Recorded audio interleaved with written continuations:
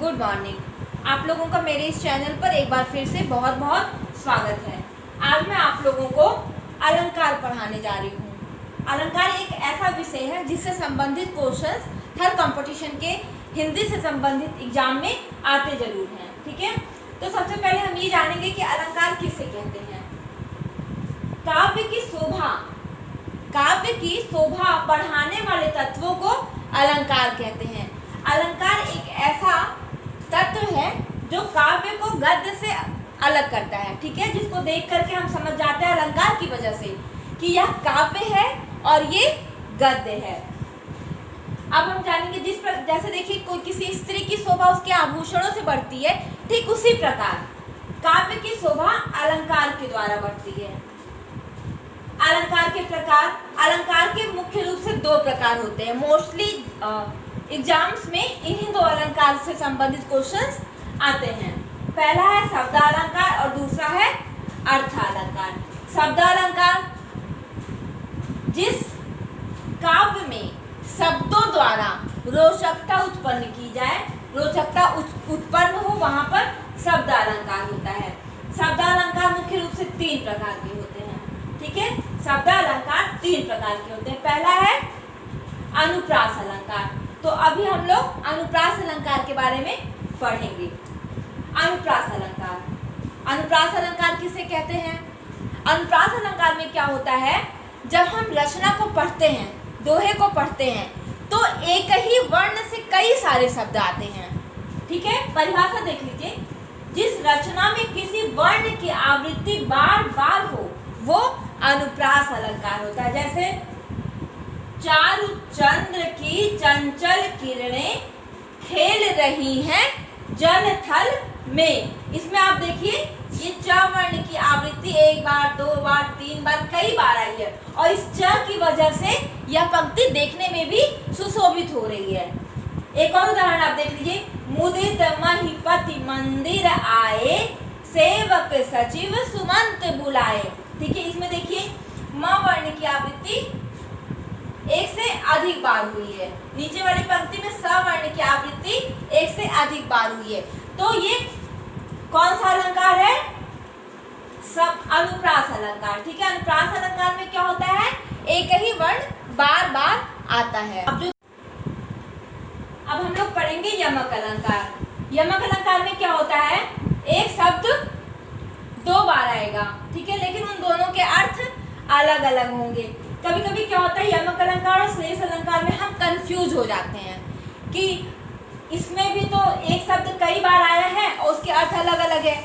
लेकिन एक चीज आप लोगों को बस याद रखने की जरूरत है कि जब हम यमक अलंकार के बारे में बात करेंगे तो एक ही घटना, एक ही व्यक्ति या फिर एक ही प्रसंग के बारे में बात होगा। लेकिन जब हम श्लेष अलंकार के बारे में बात करेंगे तो घटनाएं बदल जाएंगी, प्रसंग बदल जाएंगी और वो अलग अलग व्यक्तियों के लिए प्रयोग होगा। बस इसी चीज को आप लोगों को दिमाग में रखना है। अब यमक अलंकार का एक उदाहरण देख लीजिए। तीन बेर खाती है वह तीन बेर खाती है। बेर का अर्थ समय, मतलब तीन समय खाती है और एक बेर एक प्रकार का फल होता है, वो तीन बेर खाती है। ठीक है, मतलब तीन समय में वो तीन बेर खाती है। मतलब एक ही महिला के बारे में बात हो रही है ना, एक ही घटना के बारे में बात हो रही है, एक ही प्रसंग हो रहा है यहाँ पे। ठीक है, दूसरा उदाहरण है काली घटा का घमंड घटा। घटा मतलब बादल और एक घटा मतलब कम होना। तो यहाँ पर क्या हो रहा है, यहाँ पे बादल के बारे में बात हो रही है जिसका घमंड कम हुआ, अर्थात एक ही प्रसंग के बारे में बात हो रही है। अब हम बात करेंगे श्लेष अलंकार के बारे में।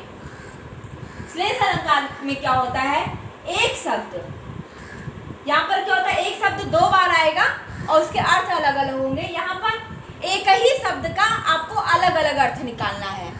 यहाँ पर देखिए क्या है, यहाँ पर दो शब्द हैं, एक का अर्थ अलग है, एक का अर्थ अलग है, पर यहाँ पर हमें एक ही शब्द लेना है और उसके कई अलग अलग अर्थ निकालने हैं। जैसे और कई अलग अलग व्यक्तियों के बारे में, जब कई अलग अलग अर्थ निकलेंगे, कई अलग अलग व्यक्तियों के बारे में बात होगी तो कई सारे प्रसंग हो जाएंगे, कई सारी घटनाओं का हमें वर्णन करना पड़ेगा। जैसे उदाहरण देख लीजिए आप लोग। रहीमन पानी राखिए बिन पानी सब सून, पानी गए न उबरे, मोती मानुष चून। यहाँ पर पानी शब्द आया है, ठीक है। पानी का अलग अर्थ जो है अलग अलग चीजों के लिए लिया गया है, तो अलग अलग घटनाओं के बारे में उसका अर्थ प्रयोग होगा, अलग अलग घटनाएं बनेंगी, अलग अलग कहानियां बनेंगी, तो उसका अर्थ भी अलग अलग हो जाएगा। जैसे मोती के लिए अगर हम पानी का प्रयोग करेंगे तो मोती के लिए पानी इसका क्या अर्थ है, उसकी चमक। मनुष्य के लिए पानी उसकी इज्जत, और चूने के लिए पानी उसकी उपयोगिता। दूसरा उदाहरण देख लीजिए, चरण धरत चिंता करत, चितवत चारहु ओर, सुबरन को ढूंढत फिरत, कभी व्यभिचारी चोर। यहाँ पे सुबरन मतलब सोना, सुबरन मतलब सोना।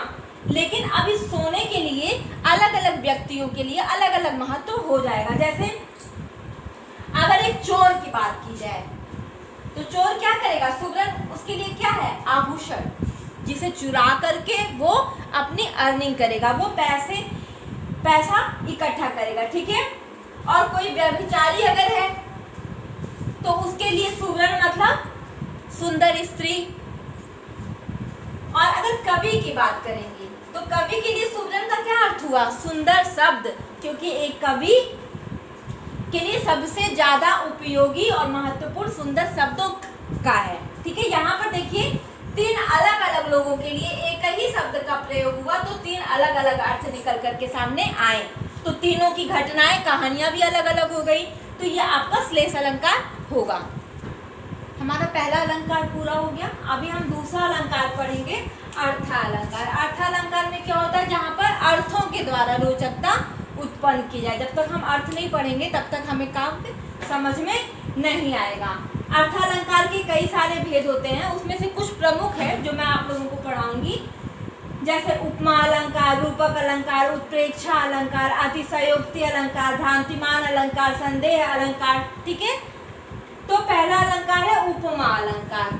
अभी मैं आप लोगों को परिभाषाएं नहीं लिखवा रही हूँ, सिर्फ मैं एक छोटा सा ट्रिक बता रही हूँ जिससे आप लोगों को अलंकार समझ में आ जाएगा, ठीक है। पहला है उपमा अलंकार। उपमा अलंकार किसे कहते हैं, जहां पर उपमा या तुलना की जाए, ठीक है, तुलना की जाए कि ये उस जैसा है, ठीक है, तो वहां पर उपमा अलंकार होता है। उपमा अलंकार की पहचान के लिए क्या होता है, जो भी हम रचनाएं पढ़ेंगे, जो भी पंक्तियां पढ़ेंगे, उसमें सी, सम, सरिस जैसे शब्दों का प्रयोग होगा। सा, ठीक है, मतलब उस जैसा।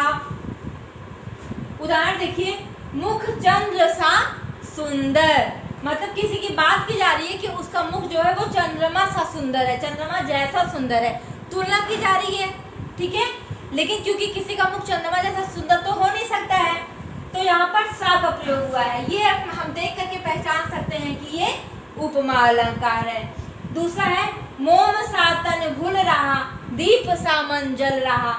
अब किसी का तन मोम जैसा तो घुल नहीं सकता है, पिघल नहीं सकता है, और ना ही किसी का मन दीप जैसा जल सकता है। लेकिन यहाँ पे तुलना की जा रही है कि उसका मन इतना उज्जवल है, इस तरीके से जल रहा है जैसे दीप, और उसका तन इतना मुलायम है कि वो मोम जैसा दिख रहा है, घुल रहा है, पिघल रहा है, ठीक है। तो उपमा अलंकार में क्या होता है, उपमा होती है और वाचक शब्द। वाचक शब्द मतलब जब हम किसी से किसी की तुलना करते हैं तो उसे वाचक शब्द कहते हैं। सी, सम, सरिस जैसे उदाहरण उसमें आते हैं। दूसरा है रूपक अलंकार। रूपक अलंकार में क्या होता है, इसमें किसी से किसी की तुलना नहीं की जाती है, बल्कि उसको वही चीज मान लिया जाता है, ठीक है। उपमेय और उपमान होता है। उपमेय मतलब जिससे तुलना की जाती है, जिसकी तुलना की जाती है, ठीक है, तो वो अभी मैं बाद में बताऊंगी आप लोगों को अगले पार्ट में। अभी देखिए बस रूपक अलंकार, जिसमें किसी से किसी की तुलना ना की जाए बल्कि उसको वही मान लिया जाए। जैसे चरण कमल बंदो हरिराई, ठीक है, यहाँ पर चरण को कमल के समान नहीं माना गया है, ठीक है, बल्कि चरण को ही कमल मान लिया गया। उनके कमल रूपी चरणों की मैं वंदना करता हूँ। तीसरा अलंकार है आपका अतिशयोक्ति अलंकार। अतिशयोक्ति अलंकार में क्या होता है, किसी भी बात को बहुत बढ़ा चढ़ाकर कहा जाता है, ठीक है। उदाहरण है, जैसे देखिए हम लोग किसी से कहते हैं ना, तुमसे हजारों बार बोल रहे हैं तुम मान नहीं रहे हो, मैंने तुम्हें 50 बार ये बातें समझाई हैं, लेकिन एग्जैक्ट में ऐसा नहीं होता है कि हम 1000 बार कोई बात बोलते हैं या 50 बार किसी बात को किसी को समझाएं। एक उदाहरण देखिए आप लोग, पानी परात को हाथ छुयो नहीं, नैनन के जल से पग धोयो। ये उस समय की घटना है जब सुदामा श्री कृष्ण से मिलने जाते हैं, तो कहा जाता है कि श्री कृष्ण इतना रोए कि उन्हें पानी वाले परात को छूने की जरूरत नहीं पड़ी, बल्कि उनके नैनों के जल से ही उनके पग धुल गए। लेकिन ऐसा नहीं था, ठीक है, ये एक बात कही गई थी। तो यहाँ पर अतिशयोक्ति अलंकार होगा। अब हम लोग अगला पढ़ेंगे उत्प्रेक्षा अलंकार। तो उत्प्रेक्षा अलंकार की पहचान के लिए मनु जनु जानो, मनु मानो, मानहु जानहु जैसे शब्द जिस भी पंक्ति में आए, जिस भी रचना में आए, तो हमें आंख बंद करके उसको ये मान लेना चाहिए कि वो उत्प्रेक्षा अलंकार है, और ये 100% सही भी होता है, ठीक है, बल्कि ऐसा ही होता है। उदाहरण देख लीजिए एक आप लोग, सो तुम जानहु अंतर्यामी, सो तुम जानहु अंतर्यामी, इसमें से क्या आया, जानहु। इसी प्रकार ये जो इतने 6 शब्द हैं, अगर हमें ये 6 शब्द याद हो गए तो फिर उत्प्रेक्षा अलंकार को हम आसानी से पहचान पाएंगे। अगला अलंकार है वो है विभावना अलंकार। विभावना अलंकार में क्या होता है, विभावना अलंकार में बिना कारण के कार्य होता है, ठीक है। उदाहरण देखिए आप समझ जाएंगे, बिनु पग चलहि सुनहि बिनु काना, कर बिनु करम करे विधि नाना।